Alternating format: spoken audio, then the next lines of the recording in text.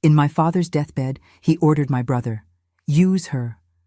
The night my father died, he whispered to my brother, "Use your sister like I used your mother. Punish her if she disobeys."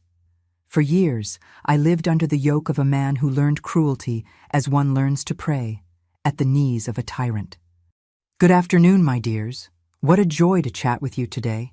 I'm Nancy Mae Thompson, 73 years young, born in a small town called Millbrook in rural Alabama, but today I live here in Asheville, North Carolina, this beautiful historic town that welcomed me after all the twists and turns life takes. I'm sitting here on my porch, where I spend my afternoons knitting and watching the street. You know, this porch is my sacred little corner. I have all my plants arranged in colorful pots that my granddaughter Victoria painted for me. I have my rocking chair that's been with me for more than 30 years.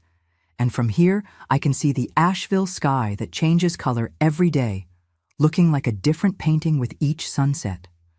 I started knitting as a young girl, but it was only after 60 that I turned it into my little breadwinner. I make doilies, placemats, and those cute sweaters that young ladies love so much these days. Who would have thought that this old-fashioned art I learned from my mother would become fashionable again? It's the Lord showing that nothing is lost in this life. Everything has its right time to bloom. I sell my pieces at the local crafts fair every Saturday. It's not much money, but it helps buy my medications, and there's still enough left to give a little treat to my great-grandchildren when they come to visit. And the best part is seeing the joy on the faces of those who buy my work, knowing that a little piece of my handiwork will be in someone's home, bringing beauty. Oh, and you who are watching me now, please do me a favor and leave a like on this video and subscribe to the channel, okay? Turn on the notification bell too. It's so important for this old lady to continue telling her stories and perhaps help someone who's going through difficulties similar to what I faced. And tell me in the comments, which town are you watching from? Is it early morning while you're having your coffee, or at the end of the day when you're resting? I read all the comments with great affection and imagine each one of you on the other side of the screen. Today I want to tell you a story that I've kept in my heart for a long time. A story about how patriarchy can create deep roots in a family, and how sometimes we need a lot of courage to pull out those roots. It wasn't easy to live through what I did, but today I understand that every tear shed brought me here, to this peace I feel now. In my day, girls didn't have a voice. I grew up hearing that women were born to serve, to bow their heads and accept. But life taught me, in the hardest way, that accepting oppression only makes it grow stronger, like weeds in fertile ground. It was a bitter lesson, but necessary. I still remember as if it were yesterday the smell of the house where I grew up, the sound of my father's footsteps approaching, and the heavy silence that fell over all of us when he entered. We were like frightened birds, unable to sing, unable to fly. And it was in this nest of fear that I began to understand what it meant to be a woman in a world commanded by men who confused respect with fear. I was born in 1952 in a simple wooden house at the end of the main street in Millbrook. My father, Gerald Thompson, worked as a truck driver, transporting goods between farms in the region. He was a tall man, with skin burned by the sun, calloused hands, and a thick mustache that he tended with pride. He had dark eyes that seemed to harden like stone when he got angry, which happened frequently. My mother, Martha Thompson, was small and thin, always with her hair tied in a tight bun. She had a discreet beauty that seemed to want to hide, as if being noticed was dangerous. Her hands were always in motion, washing, cooking, sewing, as if stopping was an unforgivable sin. She spoke little and smiled even less. My older brother Arnold was 5 years older than me. He was a copy of my father, not only in appearance, with those same hard eyes, but especially in manner. From a young age, he already positioned himself as the man of the house when Dad traveled, repeating the same orders, the same authoritarian gestures. Our house was simple but clean, a portrait of my mother's daily effort. It had only 3 rooms, the living room that also served as a bedroom for my parents, with a bed covered by a patchwork quilt that my mother sewed, the little room that I shared with my brother, separated only by a sheet hung in the middle, and the kitchen, with a wood stove that left everything smelling of smoke. The bathroom was a wooden outhouse in the yard, next to the apple tree that gave shade on hot days. The yard was my refuge. There were chickens scratching around, a bed of herbs that my mother tended with care, and enough space for me to play without attracting too much attention. There I could be a child, away from my father's ever-vigilant eyes. I made rag dolls in secret because those silly things, as he called them, only served to make me soft, useless for work. My routine began before sunrise. My mother would wake me up whispering so as not to disturb my father. "Nancy, get up, honey. There's water to fetch." And off I'd go with the bucket to the well, about 500 yards from the house. Then I'd help light the fire, prepare coffee, and still had to leave everything tidy before going to school. When I returned, it was time to help with lunch, wash the dishes, and then accompany my mother in her work doing laundry for others, which she did to supplement the little that my father brought home. Arnold, meanwhile, would go out to play with the other boys or accompany my father in some jobs. "A man needs to learn to be a man from an early age," my father would say, proud to see my brother following in his footsteps. At school, I was a quiet girl. I sat at the back of the class and hardly ever raised my hand, even when I knew the answer. Teacher Dolores was the only one who noticed my frightened manner. "Nancy has intelligence, but she seems like a little bird afraid to sing," she said once to my mother, who just lowered her eyes, recognizing in that description not only her daughter, but herself. My best friend was Celeste, daughter of the general store owner. She had such a different life from mine. She could wear colorful dresses, had real dolls, and her father let her help in the store, talking with customers. When I went to her house, I was enchanted by the freedom she had, but also embarrassed because my dress was always the same, patched in several places. "Why doesn't your father let you come play at my house after school?" Celeste would ask. And I, not knowing how to explain, would just say I had many chores at home. The truth was that my father wouldn't let me have friendships. "A woman who stands around gossiping in the street is no good," he always repeated. "A girl's place is inside the house, learning to serve." On Sundays, we went to Mass at the Baptist church. It was the only time we went out together as a family. My mother would put on her only good dress, light blue with small flowers, and pin a flower in her hair. During these times, I saw a different sparkle in her eyes, as if for a moment she could be another person, away from the walls of our house. It was during these trips to church that I began to notice that not all families were like ours. I saw fathers who talked with their daughters, mothers who laughed out loud, girls who wore colorful ribbons in their hair and could run around the churchyard after the service. But when I mentioned this to my mother once, she just squeezed my hand and whispered, "Each home has its way, honey. In ours, it's better to stay quiet." The first signs that our life wasn't normal began when I was about 8 years old. It was on a Sunday afternoon, after church. My father saw my mother talking with Mrs. Zoe, the town midwife. We returned home in silence, but as soon as the door closed, he exploded. "Who gave you permission to chat? What were you talking about with that gossip?" My mother, trembling, explained that she was just talking about medicine for a headache. It didn't help. He grabbed her by the arms and shook her so hard that she hit her head against the wall. Then he locked her in the room, and we spent the rest of the day listening to her crying, muffled by the pillow. My brother, who witnessed it all, showed no emotion. He just said, repeating the words he had heard so many times, "A woman has to know her place." And I, with fear and confusion, began to understand that there was something deeply wrong in the way we lived. In the Millbrook of the 1950s and 60s, this was not the exception. The women of my community lived in the shadow of their husbands. Patriarchy wasn't questioned. It was the natural order of things. Men commanded, women obeyed. Men spoke, women were silent. At the market, in church, at the town festivals, this dynamic was present in every interaction, in every lowered gaze, in every permission asked. And so I grew up, between fear and submission, learning to make myself invisible to survive, watching my mother wither a little each day, while my brother transformed into the continuation of what we feared most. When I turned 13 in 1965, our lives changed dramatically. Dad, who had always seemed as strong as a wild bull, began to waste away gradually. First, there were the back pains he disguised, then the dry cough that wouldn't go away, until one day he fainted in the middle of the market, falling on top of the goods he was selling.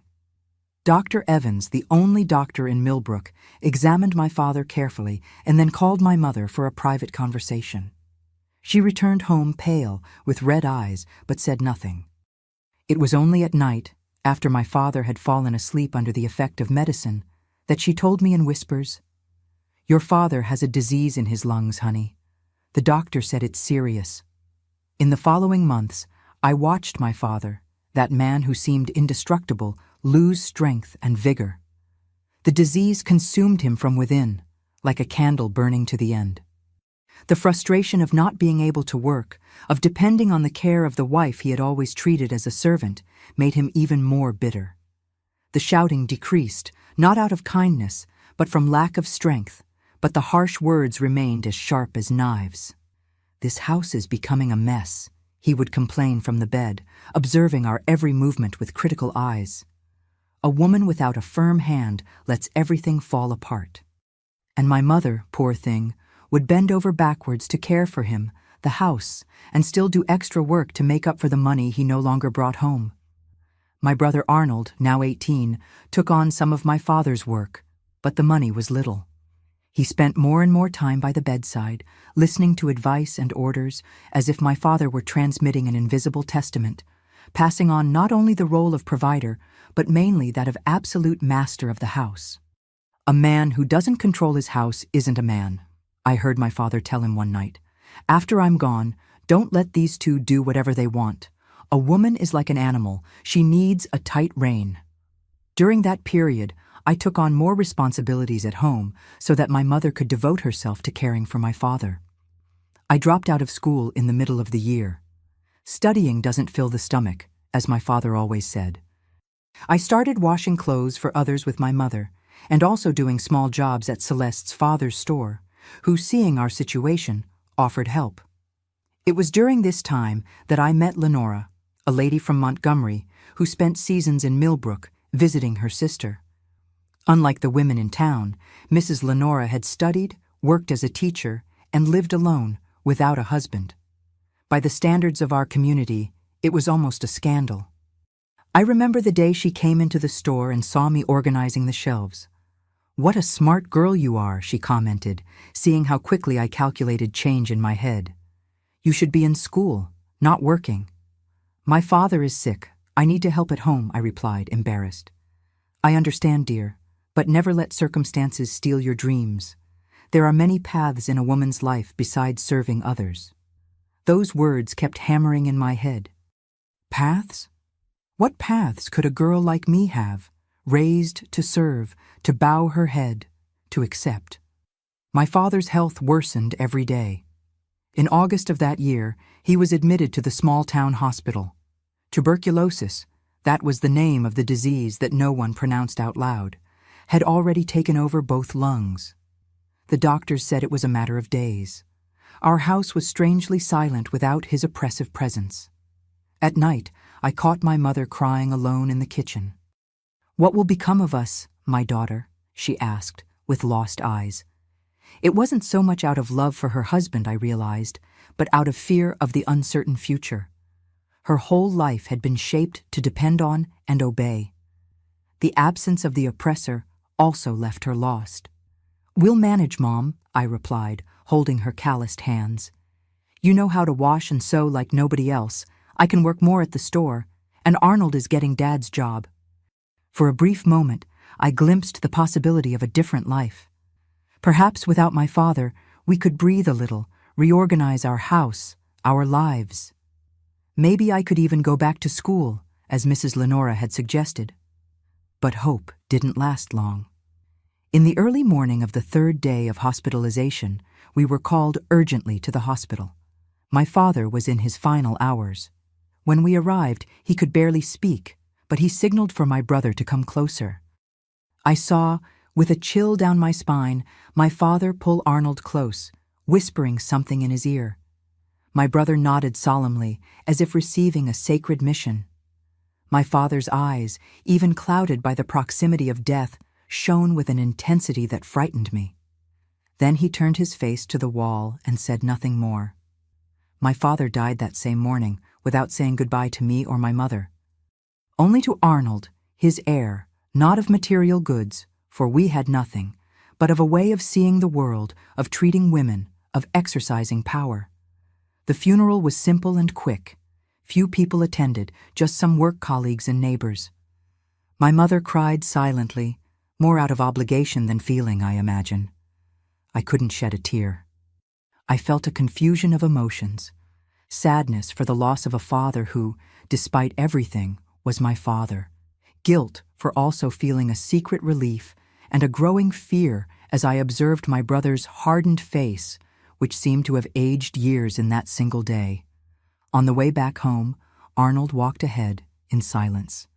My mother and I followed him a few steps behind, as it had always been with my father. When we arrived, he entered first, waited for us to close the door, and then said in a voice I didn't recognize, "From now on, I am the man of this house." My mother lowered her eyes, out of habit. I stared at him, surprised by the authoritarian tone. He held my gaze with a hardness that made me back away. "Things will continue to function as they always have," he continued. "Mom takes care of the house. Nancy helps. The money you earn, you give to me. I decide what can and cannot be done." "But Arnold," my mother began timidly, "perhaps we can divide the responsibilities differently now." She didn't finish the sentence. My brother pounded his fist on the table with such force that the few plates we had shook on the shelf. "Dad told me what to do. Those were his last words. Be the man of the house and use your sister to get things done. If she doesn't, punish her the same way I did." That's what he told me, and that's what I'm going to do. I felt a shiver run down my spine. So that's what my father had whispered on his deathbed.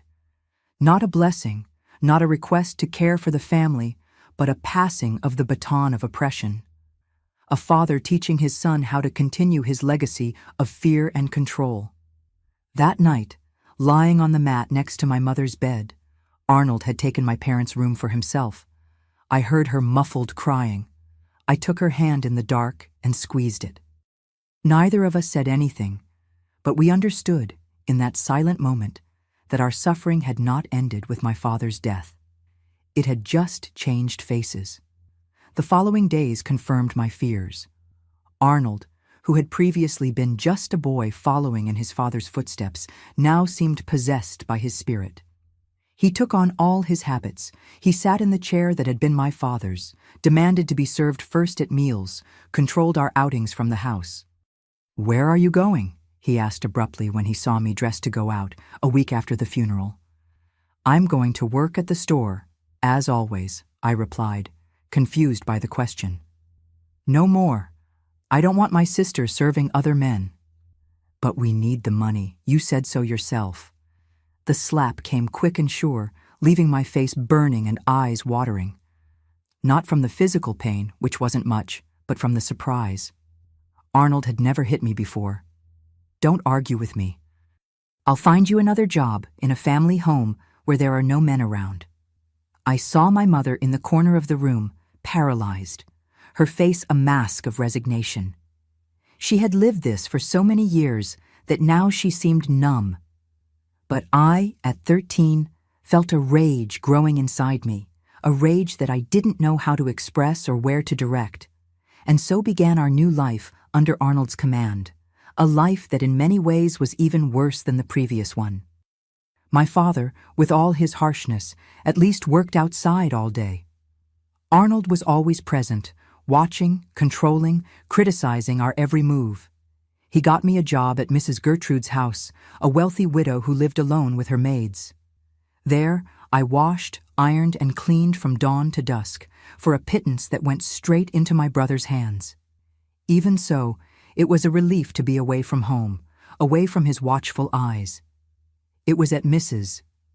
Gertrude's house that I began to have contact with other realities. The other maids, older girls like Edith and Daisy, talked about boyfriends, about dreams of marriage, about distant places like New York or even California. I listened to everything silently, absorbing those possibilities like someone drinking water after much thirst. One day, Edith noticed the bruises on my arm, marks of Arnold's fingers when he grabbed me for having stayed beyond the permitted time to return from work. "Who did this, girl?" she asked, concerned. "Nobody. I bumped into the corner of the table," I lied, embarrassed.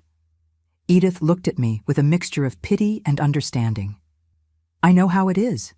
My father was like that too, until I managed to run away from home. There are men who confuse being a man with being an executioner." That was the first time someone openly named what was happening in my house. It wasn't normal. It wasn't right. It wasn't a man thing, as everyone said. It was cruelty. It was abuse. At night, in the kitchen of our house, while washing the dinner dishes, I felt my brother's gaze upon me. A different look, which gave me a chill in my stomach. "You're taking too long with those dishes," he commented, approaching. "What are you thinking about there with that face?" "Nothing, Arnold. I'm just finishing up." He came closer, standing right behind me. I felt his hot breath on my neck. "You're becoming a pretty young woman, you know that? Just like Mom when she was young." I froze. There was something in his voice, in the way his hands touched my shoulders, that filled me with a dread I had never felt before. I dropped the plate in the basin and moved away abruptly. I need to help Mom with the sewing," I stammered, practically running to the other room. That night, lying next to my mother, I couldn't sleep. My father's words on his deathbed echoed in my head.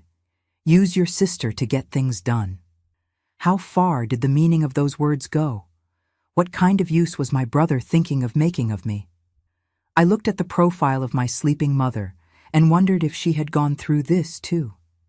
If beyond the submission, the slaps, the shouting, there were other forms of abuse that she had silently endured all those years. The idea filled me with such disgust and sadness that I had to bite the pillow to not cry out loud.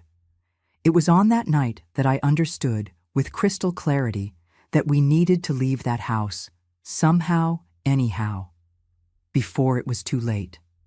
The months that followed were a slow descent into an increasingly deep nightmare. Arnold, now 19, seemed to grow in authority and cruelty with each passing day. The quiet boy who had lived in his father's shadow had transformed into a man determined to prove he could be even more severe, more controlling than his predecessor. The money I earned at Mrs. Gertrude's house went straight into his hands. He waited for me at the door every day, extending his open palm as soon as I arrived. "Where's the payment?" he would ask, counting the coins carefully. If he thought something was missing, he would accuse me of hiding money, search my pockets, sometimes even my hair, as if I could hide coins among the braids. "Why do you need to check, Arnold? I would never keep anything," I complained once. "Because that's how women are, always hiding, always lying," he replied, repeating the same words our father used to say. At home, the rules became even stricter. We couldn't receive visitors. The windows were always closed, even on the hottest days. My mother, who was already quiet, seemed to be disappearing gradually like a drawing in the sand that the tide slowly washes away. "Mom, you can't let him treat us like this," I whispered one night as we mended clothes by the weak light of the lamp. She raised her tired eyes to me. "He's the man of the house now, daughter." "But this isn't right. You're his mother." She simply lowered her head and continued sewing. "That's how things are, Nancy. A woman who defies a man only finds more suffering." That resignation hurt me more than Arnold's slaps.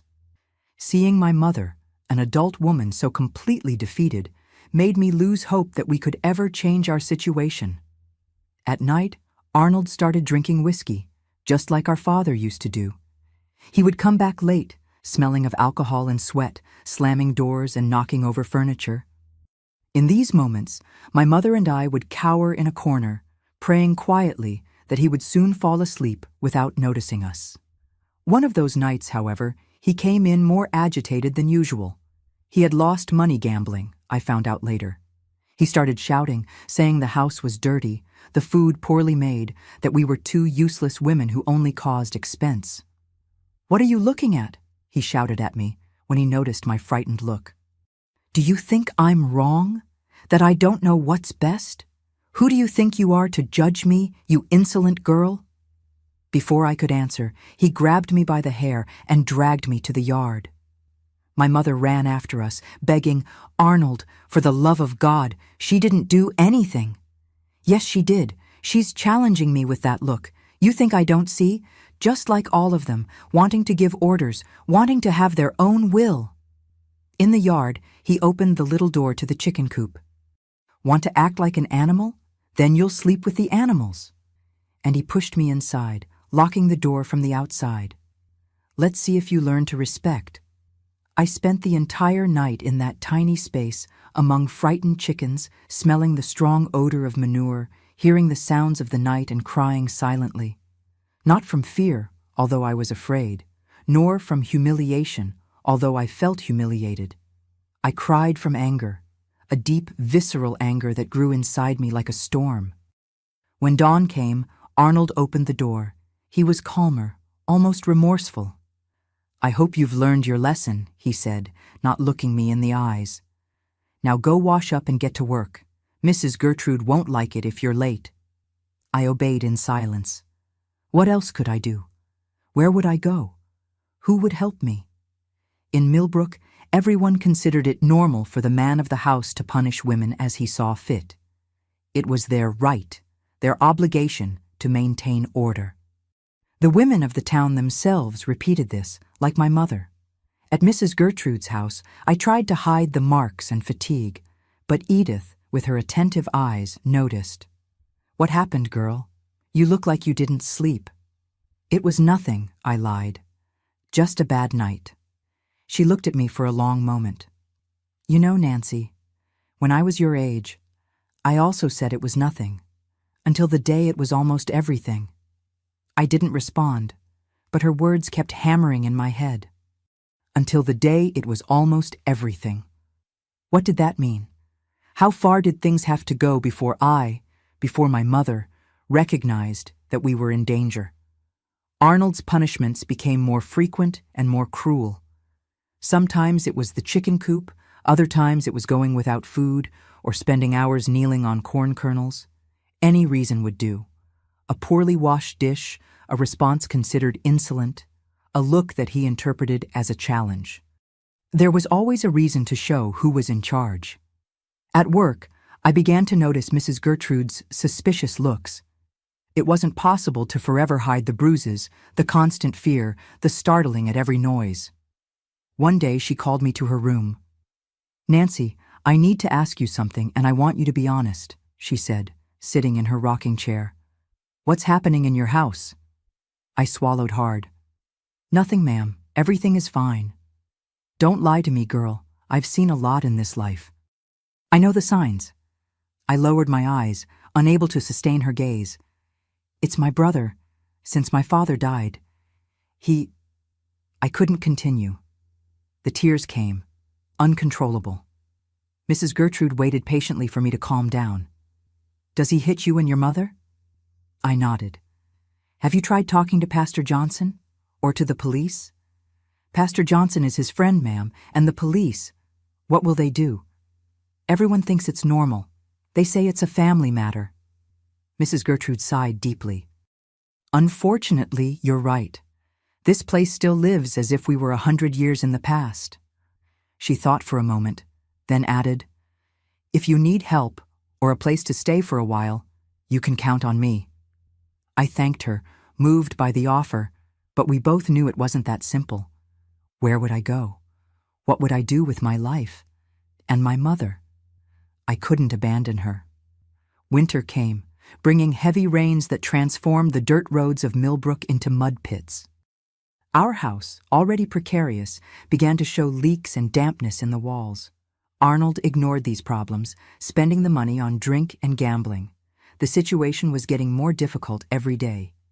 One night, I came home from work and found my mother fallen on the kitchen floor with a split lip and a black eye.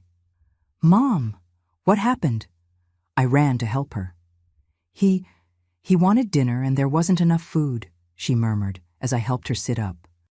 "He said I was hiding food, that I was stealing money." The anger rose like a wave inside me. "This can't continue, Mom. We have to do something." "Shh," she silenced me, terrified. "He'll be back soon. Don't say anything, Nancy. Please don't provoke him." Arnold came back late that night, more drunk than usual. He entered stumbling over the few pieces of furniture, cursing, looking for more reasons to vent his frustration. I had helped my mother to lie down and was pretending to sleep, praying that he wouldn't come to us. But he did. He stopped at the door of our improvised room, his silhouette cut out against the weak light of the kitchen lamp. "I know you're awake," he said, his voice slurred by drink. "Come here." I pretended not to hear, keeping my eyes closed and my breathing regular. He took a few steps into the room. "I told you to come here, Nancy. Don't make me come over there to get you." Fear paralyzed me. There was something different in his voice, something that went beyond the usual anger. I slowly opened my eyes, seeing him approach my mat. "Arnold, please. I'm tired," I whispered. "I worked all day."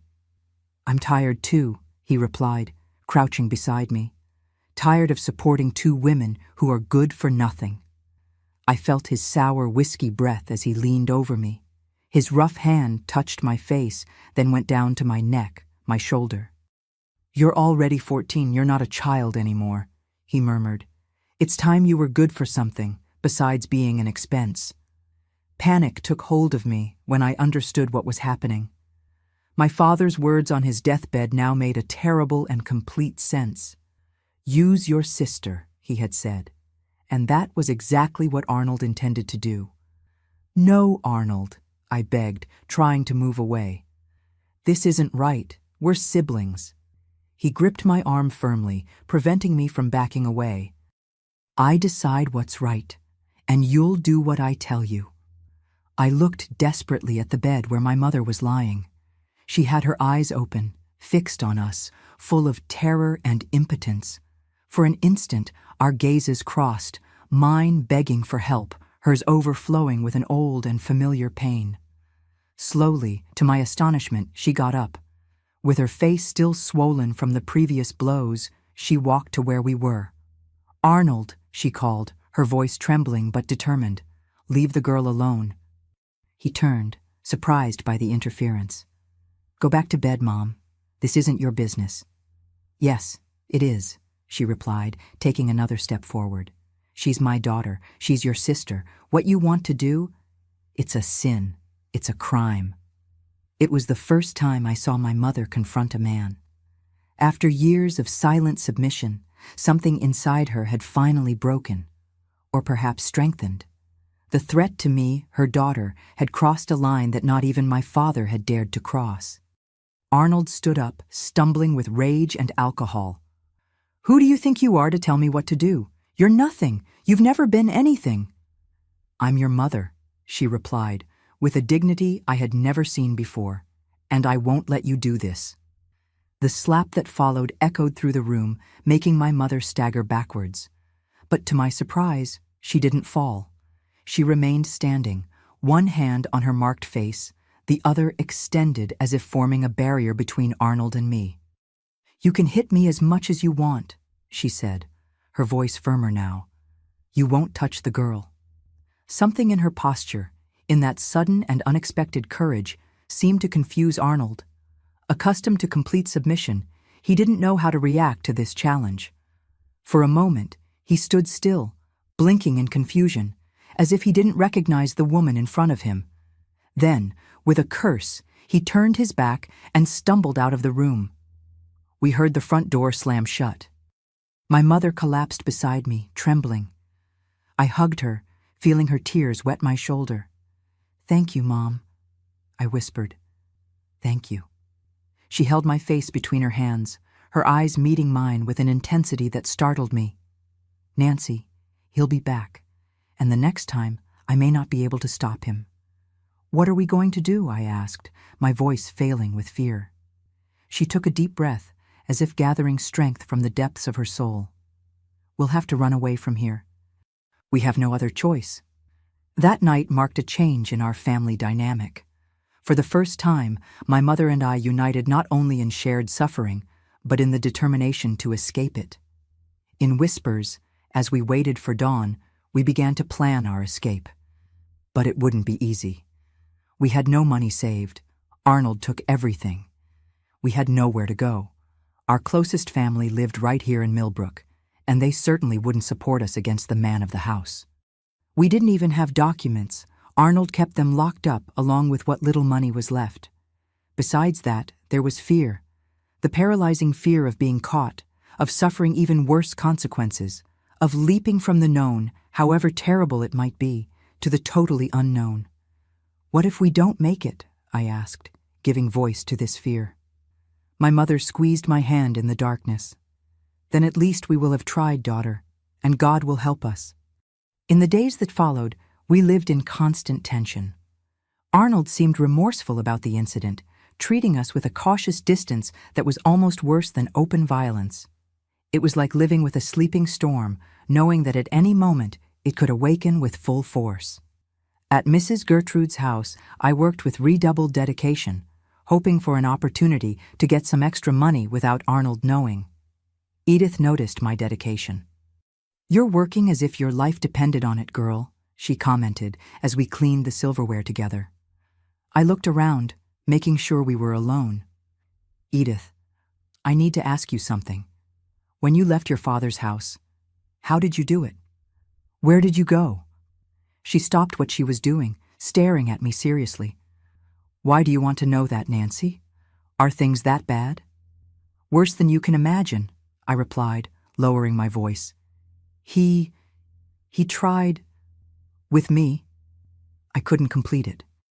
Edith paled, understanding what I couldn't say. She placed her hand over mine. "I'll help you. I don't know how yet, but I'll think of something." That promise was like a ray of hope in the darkness we were living in. But time was running against us. Arnold was drinking more and more, becoming more unpredictable. My mother and I slept in fear, putting a chair against the door of our improvised room. One night, while washing dishes after dinner, I felt his presence behind me. He was sober, which was rare lately, and that somehow frightened me even more. "Nancy," he said, his voice strangely calm, "I need to tell you something." I turned slowly, my hands wet and trembling. "What is it, Arnold?" "I've been thinking. You're old enough to get married. Joe Small, Mr. Aiken's son, is interested. I've already talked to him." I was paralyzed with shock. Joe Small was a man of almost 40, known in town for having been widowed twice under suspicious circumstances. He was Arnold's drinking buddy, a rough man who looked at women as if evaluating a piece of cattle. "I don't want to get married," I finally managed to say, my voice almost gone. "I'm not asking for your opinion," Arnold replied coldly. "It's already settled. He's coming to talk to you on Sunday after church, and you'll behave, understood? It's a good opportunity for our family." "Our family? You're going to sell me to a man who could be my father, and you call that an opportunity?" The slap came quickly, but this time I was prepared. I retreated in time, and his hand only grazed my face. "Ungrateful," he vociferated. "I'm taking care of your future. What do you think is going to happen to you? Do you think you're going to stay here forever, being an expense? You need a man to control you, to teach you to be a real woman." My mother appeared at the kitchen door, alerted by the shouting. "What's happening?" "Your Arnold decided I'm going to marry Joe Small," I replied, before my brother could speak, my voice trembling with anger. I saw the horror in my mother's eyes. She knew that man's reputation as well as I did. "Arnold, for the love of God, the girl is only 14 years old." "Old enough? Didn't you marry at 15? And she's already getting talked about in town, working outside, coming home late. It's better she marries soon, before she causes problems." That night, Locked in our room, desperation reached its peak. The arranged marriage was only 4 days away. We had no more time for elaborate plans. "We'll have to run away tomorrow," my mother whispered. "No matter how, no matter where, I can't let this happen to you, my daughter." Lying in the darkness, thinking about the next day, about the leap into the unknown we would have to take, I felt a fear that went beyond anything I had ever experienced. But along with the fear, there was something more: determination.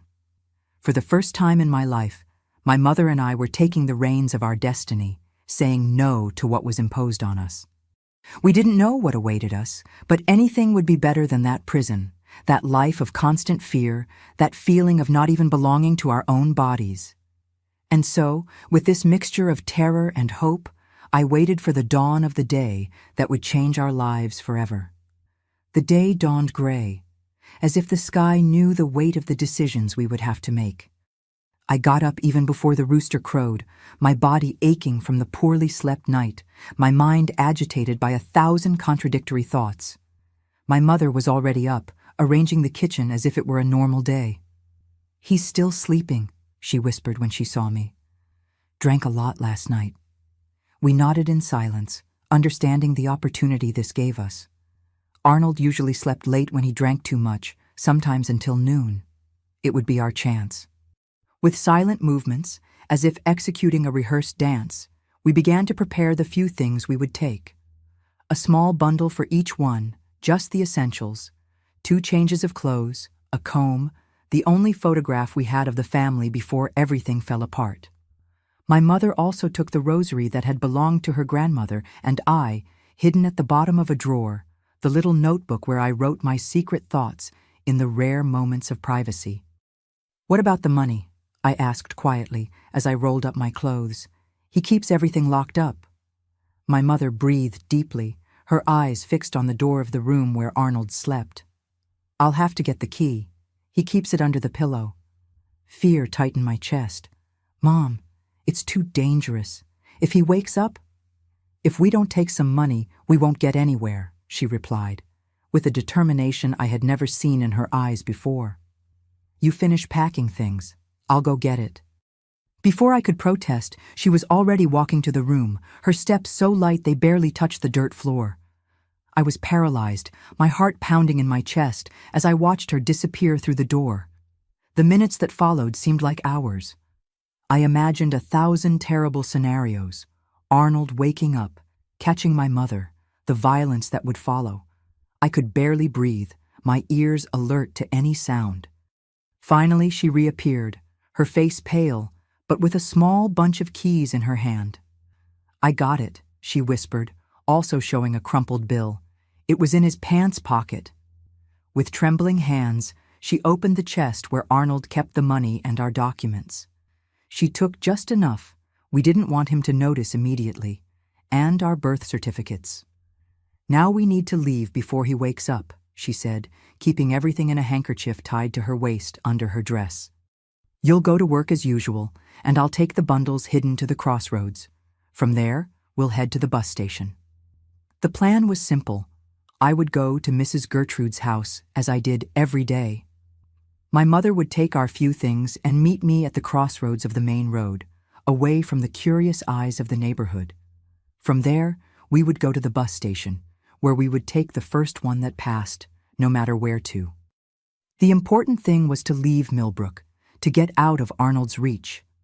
I left the house at the usual time, trying to act naturally, although my heart was beating so hard I was sure anyone could hear it. My mother hugged me at the door, something she rarely did with witnesses. "May God protect us, daughter," she whispered in my ear. "See you soon." The path to Mrs. Gertrude's house never seemed so long. Each person who passed by me seemed a potential informer. Every look was a threat. Did they notice something different about me? Did they guess my plans? Arriving there, I needed to act normally for a few hours, then invent an excuse to leave early. The plan was to meet my mother around 10 in the morning, the time when the bus to Birmingham passed by the station. Working that morning was torture. My hands trembled so much that I broke a glass while washing it. "Are you sick, girl?" asked Mrs. Gertrude, noticing my nervousness. "I think so, ma'am." "I have a headache and a bit of a fever," I lied, taking advantage of the opening. She put her hand on my forehead. "You really are hot. Better go home and rest." It was the excuse I needed. I thanked her and prepared to leave, my heart leaping.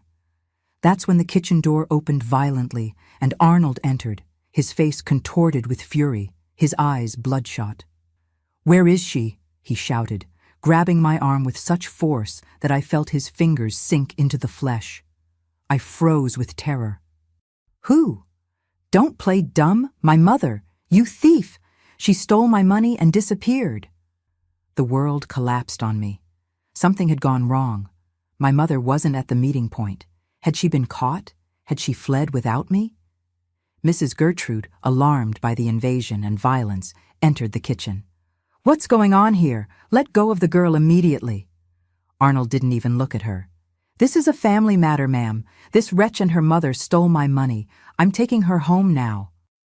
"No, you're not," Mrs. Gertrude replied with surprising firmness. "She works for me and is under my responsibility while she's here. Let her go, or I'll call the police." For a moment, I saw hesitation in Arnold's eyes. Even in his state of fury, he knew that assaulting a respected lady like Mrs. Gertrude would have consequences. He slightly loosened his grip on my arm.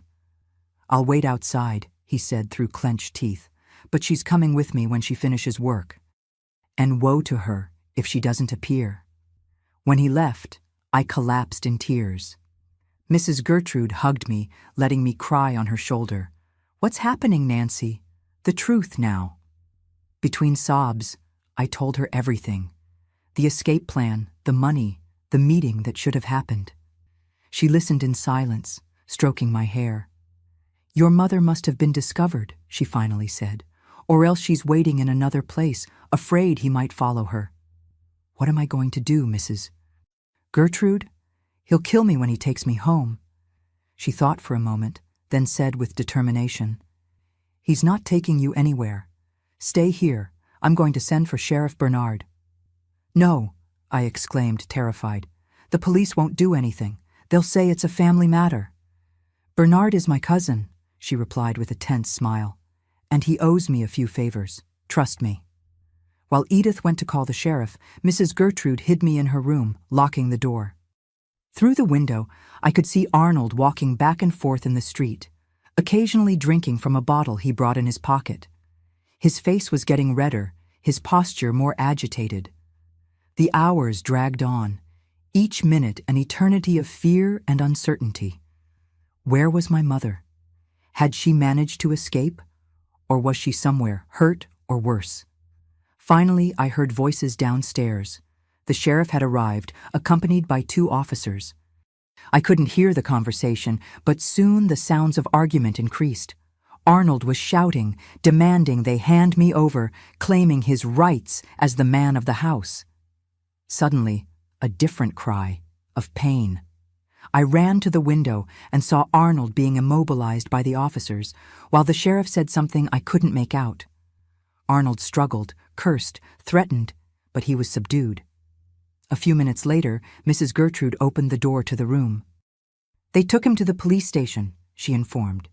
"He'll spend the night there to cool off, but tomorrow they'll probably release him." "And my mother?" I asked, my voice choked. "I sent people to look for her around town. If she's still in Millbrook, we'll find her." I spent the rest of the day in a state of shock, alternating between crying fits and moments of torpor. In the afternoon, one of Mrs. Gertrude's maids returned with news. My mother had been seen at the station, but hadn't boarded the bus. No one knew where she had gone afterwards. At nightfall, sitting in Mrs. Gertrude's kitchen, I was drinking a tea that Edith had prepared to calm my nerves. That's when we heard weak knocks on the back door. Edith went to answer and came back almost running, her face lit up. "It's your mother!" I jumped up, knocking over the cup. At the door, leaning on the doorframe, was my mother. Her face was bruised, her dress torn, but her eyes shone with a fierce determination. "Mom!" I ran to hug her, tears flowing freely. "I thought I had lost you." "Almost, my daughter," she replied, entering with difficulty. He woke up when I was leaving. He caught me with the bundles. Mrs. Gertrude and Edith helped her sit down, bringing water and a clean cloth to clean the wounds. It was the worst beating of my life, my mother continued, her voice weak but firm. He said he would kill me when he finished, that he would get you and do the same. But I managed to escape when he went to look for the belt. I hid in the church basement all day. Now you're safe, Mrs. Gertrude assured. Both of you are. Arnold will spend the night in jail. But tomorrow he'll be free, my mother said, fear returning to her eyes. And it will be worse. Much worse. Mrs. Gertrude squeezed our hands. That's why you need to leave tonight. The bus to Birmingham passes at midnight. I have a nephew there who can receive you for a while, until you find a safe place. But we don't have money, I lamented. Arnold took it all back. I do, Mrs. Gertrude replied with a gentle smile. Consider it an advance for the good work you did here, Nancy. That night, we waited at the small Millbrook station, hidden in the shadows, fearing that at any moment Arnold might appear. The money Mrs. Gertrude had given us was safe in my mother's corset, along with a letter for the nephew in Birmingham. I'm afraid, Mom, I confessed, as we waited for the bus. What if it doesn't work out? What if he finds us? She held my hand tightly. Birmingham is big, daughter. He'll never find us there. And if he tries, this time we'll be prepared. What do you mean? She opened the bag Mrs. Gertrude had given us and showed, hidden among the clothes, a small revolver. A farewell gift from Sheriff Bernard, she explained. He said a woman alone needs to know how to defend herself. I swallowed hard, shocked. I had never seen a gun so close, much less in my mother's hands, that woman who had always been the personification of submission. Would you know how to use that? I asked, frightened. Her eyes met mine, hard as I had never seen them. To protect you, my daughter, I would do anything, anything. The bus horn cut through the night, announcing its arrival. We got up, holding our small bundles, ready to take the leap into the unknown.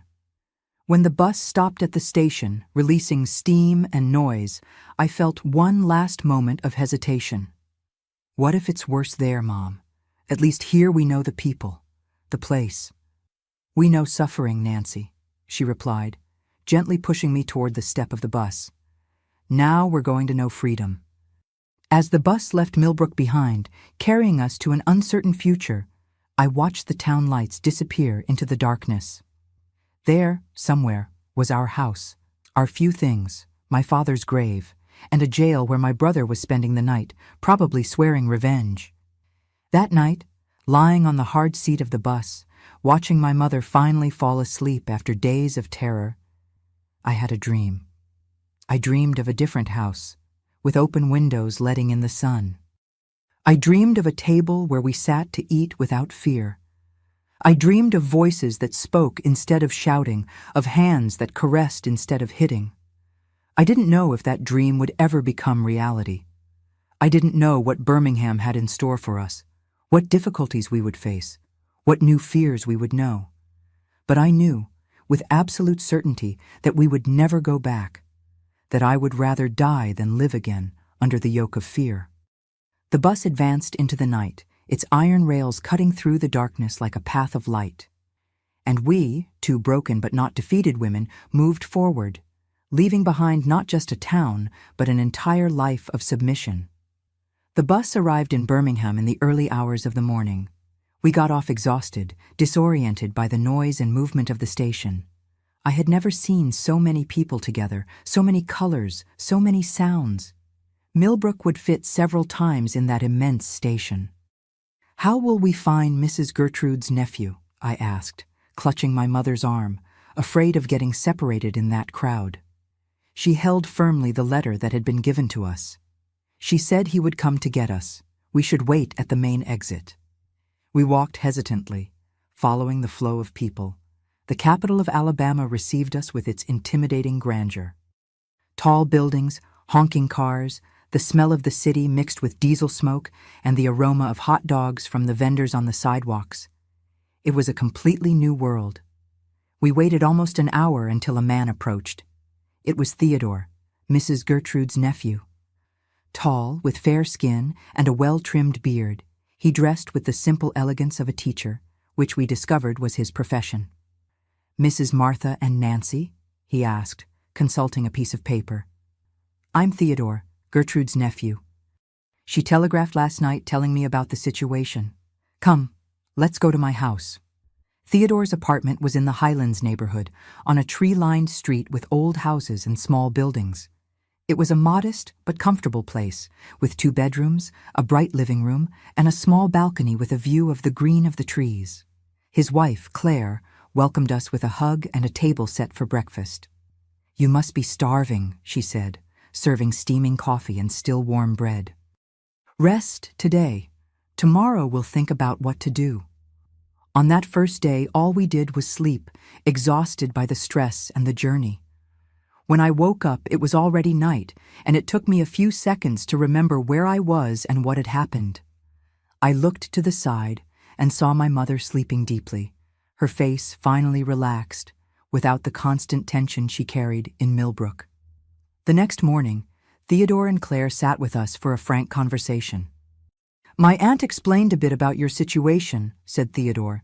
"You can stay here as long as you need, but I imagine you want to rebuild your lives, have independence." "Yes," my mother responded promptly. "We don't want to be a burden to you. We know how to work. We can look for jobs." "I'm a professor at the University of Alabama," explained Theodore, "and Claire is a nurse at the General Hospital. We have some contacts that can help." That's how our new life began. My mother got a job as a kitchen helper at the same hospital where Claire worked. I, thanks to Theodore's intervention, was accepted as an assistant in the university library, with the condition that I would resume my studies at night. In the first weeks, we lived in a constant state of alert. Every time someone knocked on the door, every time a man on the street looked even remotely like Arnold, we felt panic rise up our throats. The revolver remained hidden under my mother's mattress, a security we hoped we would never need to use. Claire noticed our fear. One night, after dinner, while Theodore was grading papers, she called us for a talk in the kitchen. "You don't have to live in fear anymore," she said gently. "You're in Birmingham now. It's a big city. He'll never find you." "And if he does?" I asked, giving voice to the fear that still haunted us. "Then we'll face it together," she replied firmly. "Theodore has friends in the police, in the courthouse. You're not alone anymore." Those words were like a balm. For the first time since we left Millbrook, I felt that perhaps, just perhaps, we could really start over. And that's what we did, step by step. I enrolled in the night course to complete middle school. My mother, besides working at the hospital, started doing small sewing jobs to supplement the income. Gradually, we were saving money to rent our own place. One day, coming home from work, I found my mother sitting on the balcony with Claire, both laughing at something. I stopped at the door, surprised. I couldn't remember the last time I had seen my mother laugh like that, with genuine joy. "Come, daughter," she called me. "Claire is teaching me how to make a wonderful orange cake." That sound, the carefree laughter of my mother, was for me the first concrete proof that we were truly free. Not just physically distant from Arnold, but beginning to free ourselves from the invisible chains that he and my father had placed on our souls. 6 months after our arrival, we managed to rent a small apartment in the Avondale neighborhood. It was a simple place, with just 1 bedroom that we shared, a tiny living room, and a cramped kitchen, but it was ours. For the first time, we had a home where the rules were our own. At the university library, I met people who expanded my horizons. Professors who lent me books, students who talked about ideas I had never heard before. It was there that I met Matthew, a law student who organized a discussion group on women's rights. "You should participate," he invited me one day as I was cataloging new books. "I think your experience would be valuable." I hesitated. "I don't know if I have anything to contribute. I barely finished middle school." "Life teaches more than any book," he replied with a smile. "And from the little you've told me, you have a PhD in survival." That's how, at 15, I began to participate in the group's meetings. At first, I just listened, intimidated by the eloquence of the university students. But gradually, I began to speak, to share my story, to understand that what I had lived through was not an isolated case, but part of a larger system of oppression. The group met weekly in a borrowed room at the law school. We were about 15 people, mostly women, discussing everything from personal cases to proposals for legal changes. It was there that I first heard terms like feminism, patriarchy, female emancipation, words that gave names to what I had lived through, that helped me understand that my story was part of something bigger. In one of these meetings, a lawyer named Caroline Lewis, who sometimes guided the group, heard my account of our escape from Millbrook. "You never formally reported your brother," she observed. "That means that, legally, he could still claim authority over you since you're a minor." That statement fell like a bomb. All the fear we thought we had left behind returned in a wave. "What can we do?" I asked, terrified by the idea that Arnold could one day appear with the law on his side. "I can help you file for emancipation," offered Caroline. "But it would be easier if we had a formal case against him, with witnesses to the abuse." That night, I discussed at length with my mother. Going back to Millbrook to file a complaint was out of the question. But the idea that Arnold still had legal power over us was unbearable. "What if we wrote to Mrs. Gertrude?" I suggested. "She saw the bruises, knows our story. Perhaps she and Sheriff Bernard could testify on our behalf, send declarations." That's what we did. A week later, we received a letter from Mrs. Gertrude, confirming that both she and the sheriff were willing to testify. Even more surprising, she informed us that Arnold had left Millbrook shortly after our escape. "They say he went south, maybe to Mobile," she wrote. "He sold the house for a pittance and left without saying goodbye to anyone. It seems that the shame of having been arrested and of having lost control over you was too much for him." That news brought immense relief. Arnold was no longer in Millbrook, looking for us. He had fled, perhaps as ashamed as he was furious. Still, we proceeded with the emancipation process, with the tireless help of Caroline Lewis. There were months of bureaucracy, papers, visits to the courthouse. My mother, who previously barely spoke in public, now faced judges and prosecutors, telling our story with a dignity that filled me with pride. On the day of the final hearing, I was so nervous I could hardly breathe. The judge, an elderly man with white hair and a severe expression, heard the written testimonies of Mrs. Gertrude and the sheriff, as well as my mother's account. "Do you understand," he finally said, "that by emancipating your daughter, you are giving up your parental authority? That she will be considered legally an adult, with all the rights and responsibilities?" "I understand, Your Honor," my mother replied with a firm voice. "And there is nothing I wish more than to see my daughter free to make her own decisions without fear of any man." When the judge struck the gavel, granting my emancipation, I couldn't hold back the tears. They weren't just tears of relief, but of a deep understanding of what that moment symbolized. I was free, legally, officially free. At the exit of the courthouse, Caroline hugged us. "This deserves a celebration. Let's have lunch at the restaurant nearby." During lunch, she made an unexpected proposal. "Nancy, I've observed your interest in legal issues, your dedication to studies. Have you ever thought of studying law someday?" I laughed, surprised. "Law? Me? I barely finished middle school." "So what? You're young, intelligent. You have a strength that many don't have. If you want, I can guide you in your studies for the entrance exam." That possibility, which had never even crossed my mind, planted a seed that would grow in the following years. I, who had been raised to serve, to bow my head, to accept, now glimpsed a future where I could help other women to free themselves as Caroline was doing for us. Time passed, and Birmingham truly became our home. I finished middle school and began high school, always working at the library. My mother, with Claire's help, got a better job as a nursing assistant after taking a technical course. We now lived in a larger apartment, still in Avondale, with a view of the park. On Sunday mornings, we would sit on the small balcony with coffee and biscuits, observing the movement in the park, the families arriving with their mats and umbrellas, the street vendors announcing their products.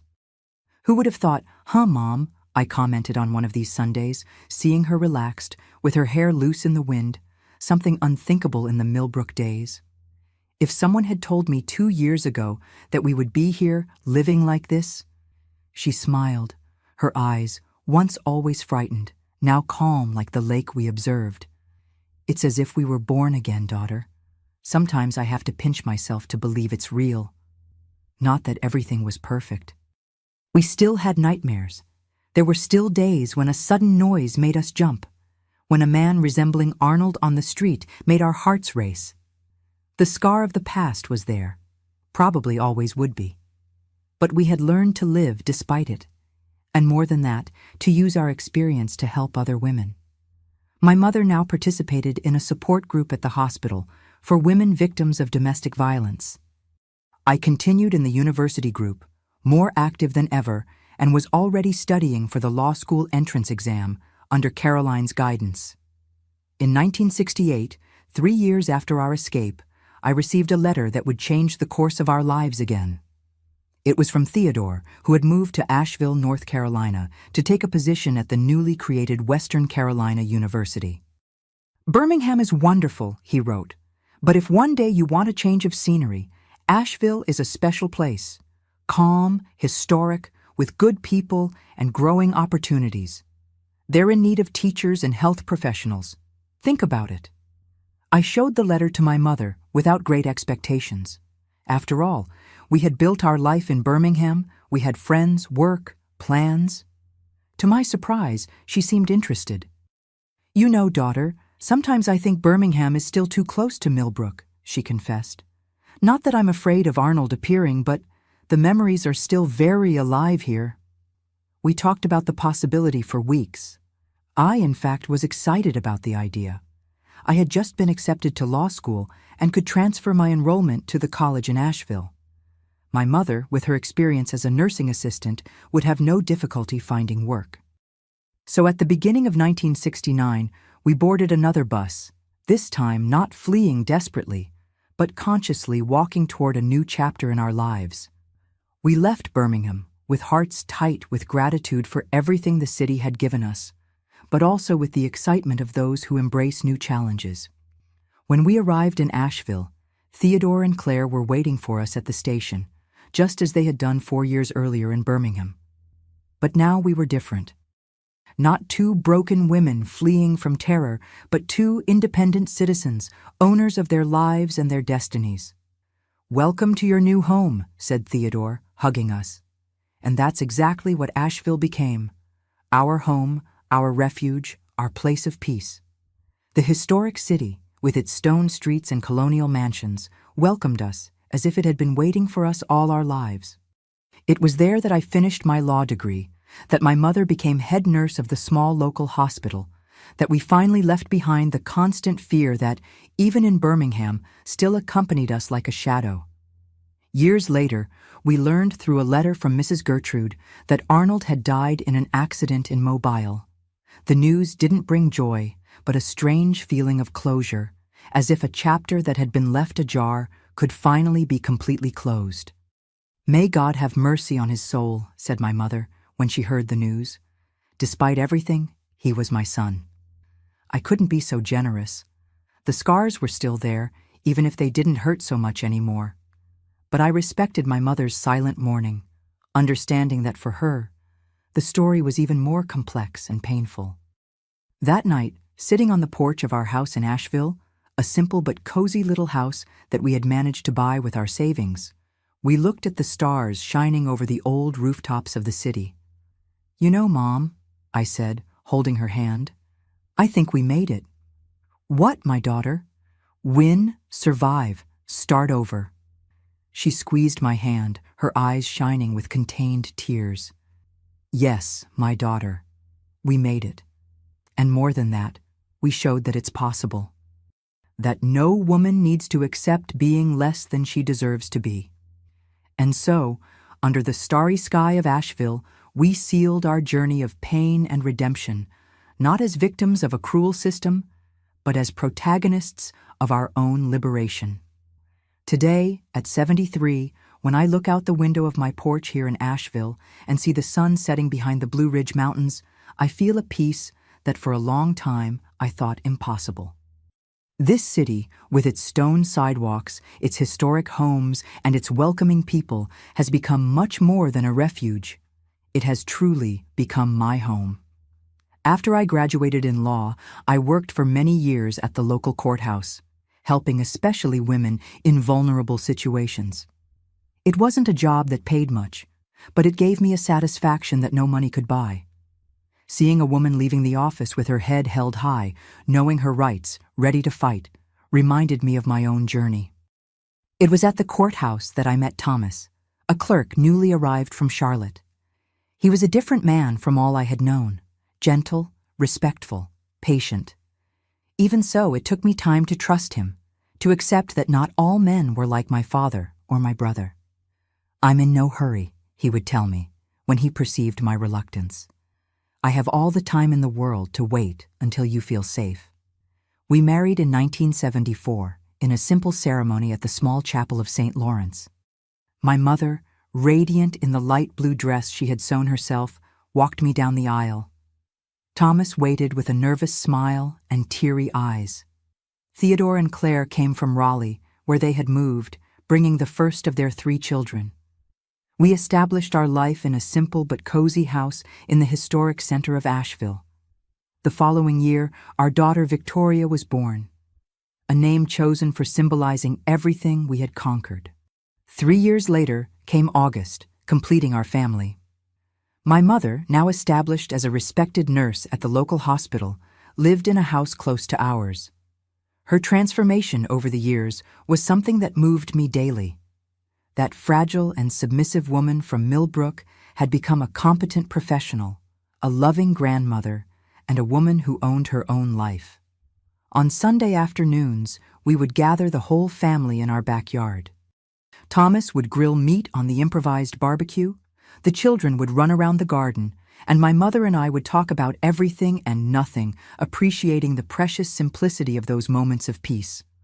"Who would have thought, my daughter," she would sometimes comment, observing the family scene, "that after everything we would have this?" And I would squeeze her hand, without words to express the gratitude for the path we had traveled together. The years passed, the children grew up. Victoria followed in my footsteps and graduated in law, while August discovered his talent for medicine. Both left Asheville to study, but always returned on holidays and vacations, keeping alive the bond with their roots.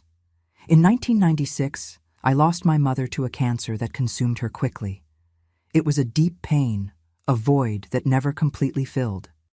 But there was also a peace in knowing that she departed, having fully lived the second half of her life, surrounded by love and respect. At the funeral, as I watched the coffin descend into the earth, I thought of the incredible journey of that woman. From the girl who married as a teenager to a violent man, to the woman who found the courage to flee, to start over, to reinvent herself. If there is an example of resilience in my life, it was my mother. The following years brought new joys and challenges. Victoria married and had 2 daughters, my dear granddaughters, Laura and Cecilia. August established himself as a doctor in Charlotte, visiting us whenever possible. Thomas and I retired and began to dedicate more time to small pleasures, cultivating the garden, reading in the shade of the trees, visiting friends, participating in the traditional festivities of Asheville.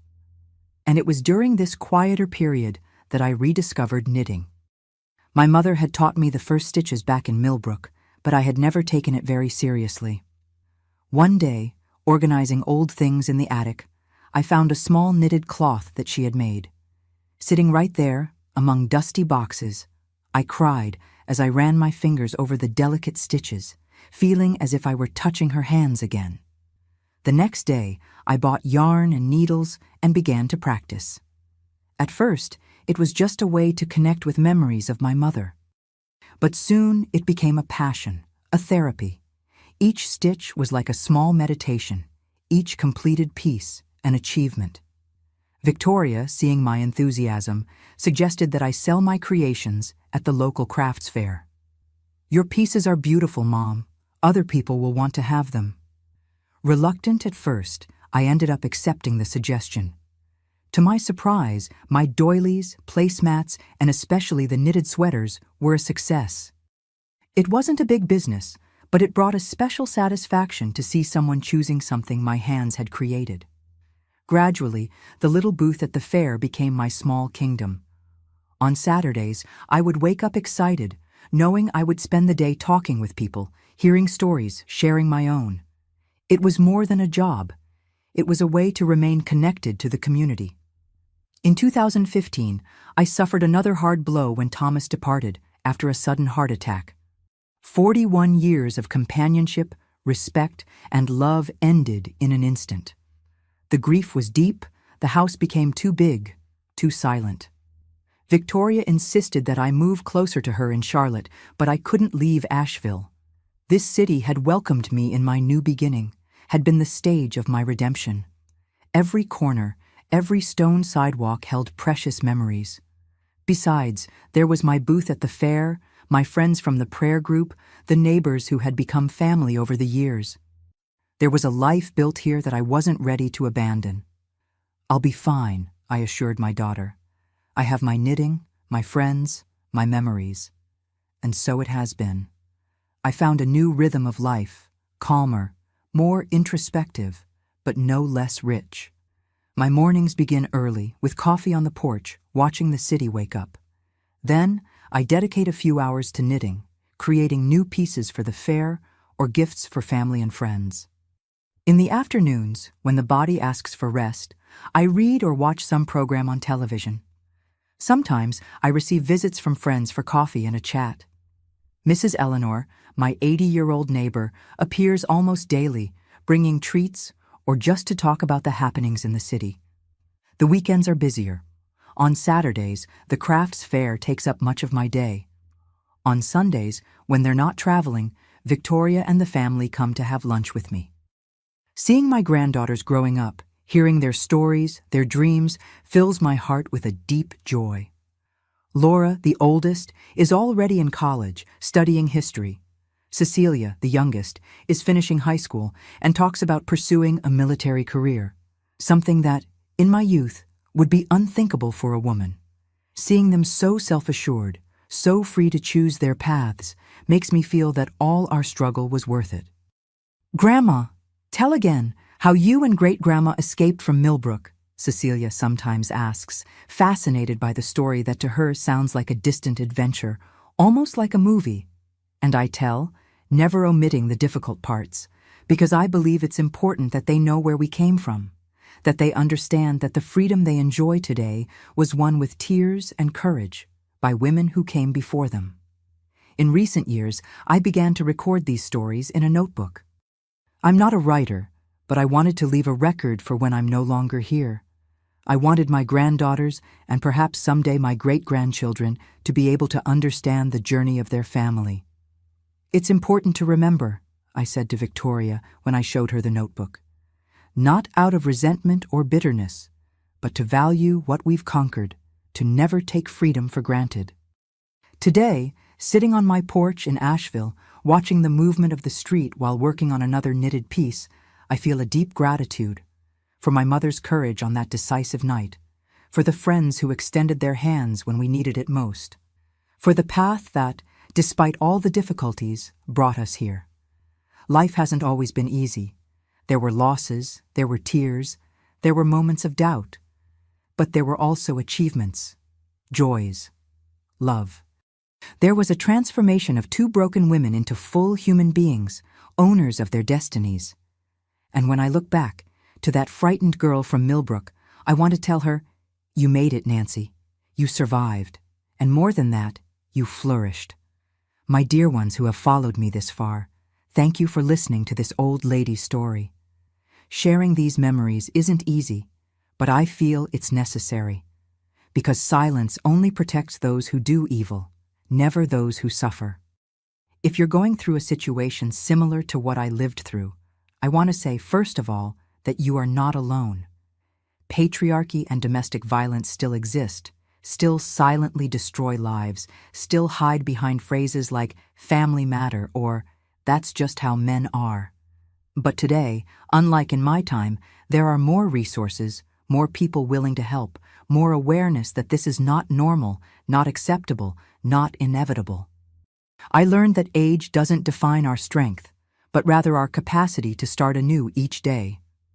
When I fled from Millbrook at 14, I thought my life was over before it even began. But I discovered that as long as we breathe, there is hope. As long as there is tomorrow, there is possibility. The first lesson I learned in my journey was the importance of asking for help.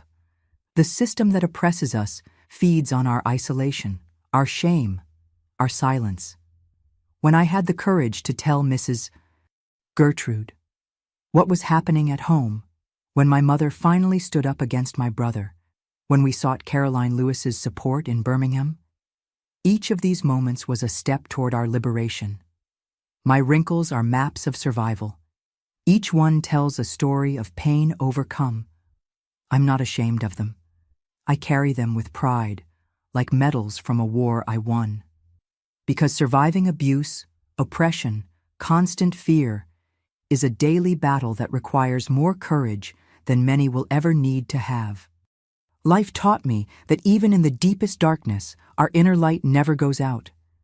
In the darkest moments in Millbrook, when fear seemed to consume me completely, there was still a small flame of hope, of dignity that refused to die.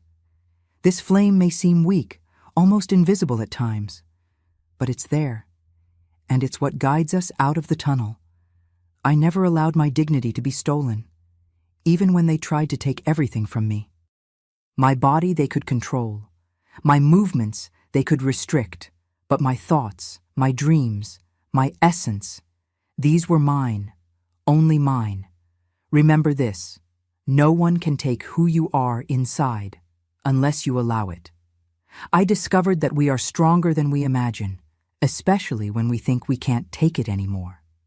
So many times I thought about giving up, about accepting that life as my destiny. But something inside me and inside my mother refused to accept. And that stubbornness, that resistance, even when it seemed useless, was what saved us. Time doesn't heal all wounds, but it teaches us to live with them and still smile.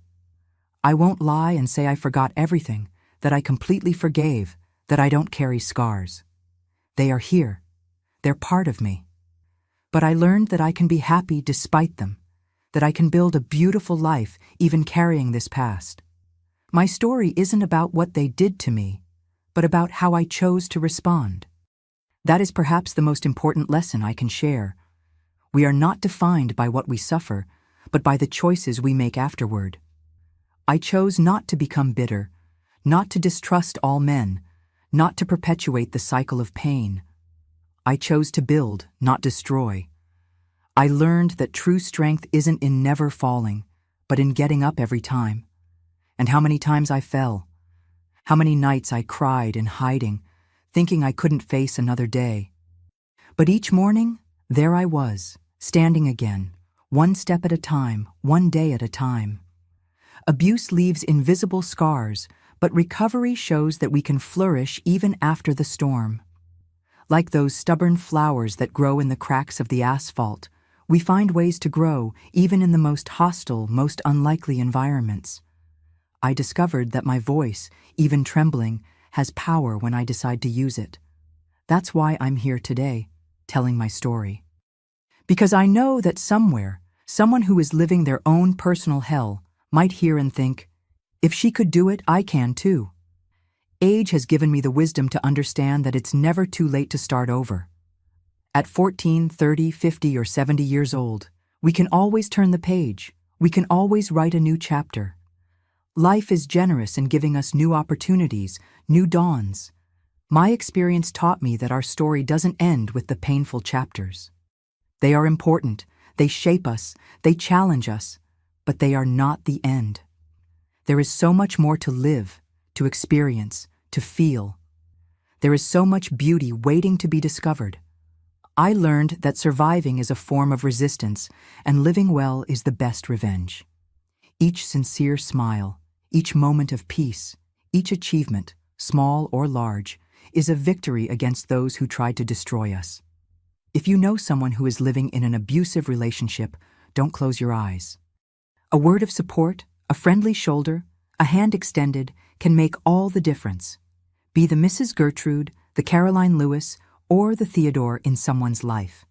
Be the person who says, "I believe in you, I'm here for you, we'll find a way out together." In every country, in every culture, there are resources and organizations dedicated to helping victims of domestic violence. Seek information about protection services in your region. Don't wait for the situation to improve on its own. That rarely happens. On the contrary, abuse tends to escalate, to intensify over time. Observe the signs: excessive control, forced isolation, constant humiliation, fear of expressing opinions. These are warnings that should not be ignored. Violence doesn't always leave visible marks. Sometimes the deepest wounds are those that no one can see. Human dignity is a universal value. It doesn't matter where you were born, what your religion, your culture, your social condition. No one has the right to diminish you, to hurt you, to control you. This is a principle that transcends borders and generations. As a global community, we have the responsibility to protect the vulnerable, to break the cycle of violence, to create a world where stories like mine become increasingly rare. This begins with small daily actions, educating our children about respect, questioning sexist jokes, offering help when we perceive something is wrong. And to you who suffer in silence, I want to leave a message of hope. There is a future beyond fear. There is a life waiting for you, a life of freedom, of peace, of self-determination. The path won't be easy. Mine certainly wasn't. But each step is worth it. I, Nancy Mae Thompson, a 73-year-old lady who lived to tell her story, am living proof that it's possible to survive, overcome, and flourish after abuse. And if I could, you can too. My dear ones who are watching me, if this story touched your heart, please do more than just watch. Leave your like on this video, subscribe to Grandparents' Tales, and turn on the notification bell. Each subscription is like a hand extended, helping to carry this message of hope to more people who need to hear that they are not alone, that there is a way out, that there is life beyond abuse. And tell me in the comments, which town are you watching from? Are you watching in the early morning with your coffee or at the end of the day when you're resting? I read all comments with great affection. Because, my dears, what I never told anyone until today is that on the night we fled from Millbrook, my mother didn't use that gun just to defend us. When Arnold found us at the station, drunk and violent, trying to drag us back, she shot. Not to kill, but she wounded him in the leg. It was that shot that gave us time to board the bus, that gave us freedom. I carried this secret for decades, the weight of knowing that my sweet mother was forced to such an extreme to protect us. And that is something that will accompany me until my last breath.